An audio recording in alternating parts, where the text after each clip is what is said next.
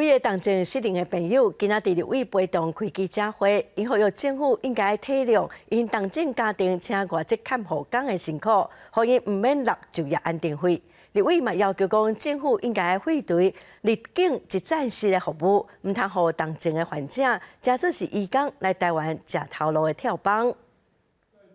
我们很卑微的要求是一个稳定的照护人力。讲出重症适龄者朋友需要稳定看护工的心声，雇主协会找来甲侪重症朋友参入去召开记者会，讲今年正月开始实行的外籍看护入境一站式服务，有指出因颠倒较恶得到稳定照护人力的问题。那因为他在一站式服务，他受到的训练是包括他的移工权益，但是没有去教他怎么样去做这些看护的技能。我们台湾呢，不管是照顾轻症到重症，或者是只是纯粹陪伴的，他们的薪资其实都一样。所以在这样的情况之下，我们透过这个一站式服务，这几万名的移工，他经过了这些意见的交换跟资讯的交换，他其实大概就知道说，他可以转换到比较轻松的工作。雇主协会统计，高达受过一站式服务的移工，有5%转换雇主也是工课。因认为一站式服务的效果并无好，而且造成重症朋友无稳定照护人力，而且一站式服务一年爱开4亿的就业安定基金。